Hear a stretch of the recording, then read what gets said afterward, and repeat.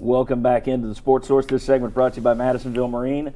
Selection, well, it's the widest in East Tennessee. Prices, best in East Tennessee. Customer service, so good that Madisonville Marine is closing in on their 40th anniversary. There is no better place to buy a boat, is there, Bob Hodge? No, there is not. There you go. So says Bob Hodge, who bought his G3 at Madisonville Marine. If it's good enough for Bob, it's good enough for you. Madisonville Marine. All right, guys, as I watched Bruce Pearl's Auburn press conference this week, and then his appearance in an Auburn football helmet on ESPN, I thought two things. One, he is still a master marketer who the fans down there are going to love.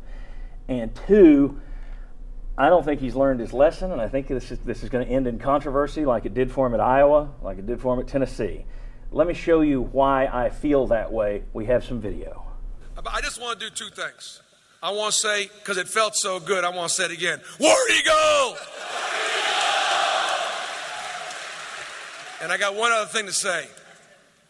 I'm back. There you go. I'm back. All right.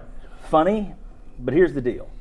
It also says the story's me. Yeah. And if I'm the NCAA watching that, my first thought is, not yet. I thought it was odd timing. You're at a press conference. You could have easily ended that by saying, you could say the same words as, I'm back. Thank God I'm back. You could have said, thank Auburn for bringing me back. But when you end it with a taunting kind of a, I'm back, better watch out, that kind of crosses all that out. I just don't. This is a guy, we all have fatal flaws. Lord knows we all do. I hope he's overcome his. I hope someday I'll overcome my many. But I think his fatal flaw is hubris. And I think his ego gets the better of him at times. He thinks he can break rules, he can do whatever he wants. That tells me it's still about Bruce Pearl. Am I interpreting that wrong? Well, I watched the whole press conference with some vested interest, and I kind of came with some of the same opinion of he joked about teaching an ethics class at Auburn, and yeah, there were some moments where he thanked his family and thanked the administration, but it was almost like, Coach, you put a lot of people's lives in a different scenario, and they affected a lot of different lives. And you just wish you would have taken it with much more humbleness and yes, grateful for the opportunity. But it kind of rubbed me the wrong way as well. And he said the same thing on ESPN when he was there later this week.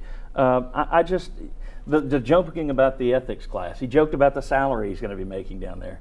Again, part of that, he's just a gregarious guy. He says whatever pops into his head, and usually it's entertaining. But I think that also gives you a vision of, yeah, I'm back where I was, and I'm just still bigger than life. At Auburn, that's a dangerous mix because there ain't nobody to watch you. There's no one to protect Bruce from himself at Auburn, in my opinion. I had a friend tell me that it was like somebody had gotten out of jail 6 months early, and they were going to go hang out on the same street corner. That was the feeling they had from watching that, and they said they thought down the line that this is just going to come back to haunt Auburn. That it may work, it may look good for a while. But at the end of the day, the same thing is likely to happen all over again. That's the same reason I wouldn't have brought him back here unless you put a clamp on his mouth and 10 more compliance officers on his tail. Yeah, I'm leaning the way you all are with a little bit, since I have a very smart alecky personality myself, that maybe he is just being funny.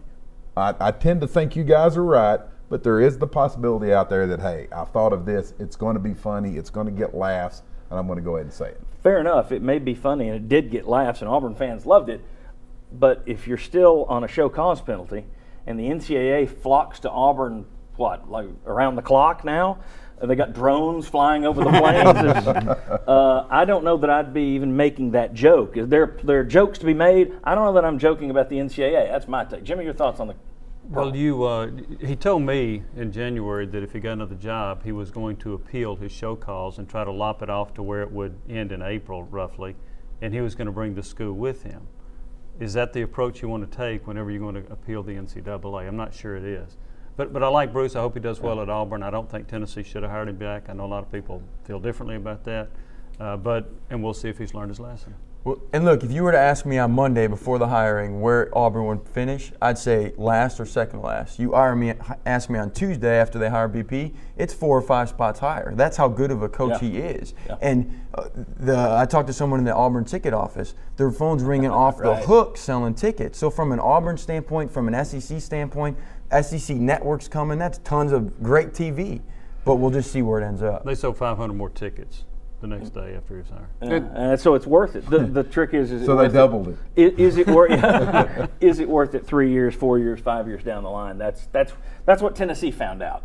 And a lot of guys, as you mentioned, aren't in the same place they were, and it's due to what Bruce Pearl did. I want to point out though. Here's a I told you so. We said months ago on this show, if Cuonzo Martin goes anywhere, there was all this talk about all these different schools. Cuonzo Martin was going anywhere. Cuonzo Martin. If Bruce Pearl was going anywhere, Auburn. That's the only school that was going to. Did you see what happened with Boston College, his alma mater? They held on to Steve Donahue, who had been bad for 3 years, 8-24 this year. Held on to him for a week because they wanted to avoid this Pearl thing. Pearl gets the job at Auburn. They fired Donahue within 2 hours. I think that's a pretty good sign that Auburn was going to be Bruce Pearl's best choice, and that's why he jumped at it. And $2.2 million, it's incredible he got that out of him. I do want to point out one thing I find ironic in all this. Tennessee, it turns out, was punished more than Pearl, in my opinion.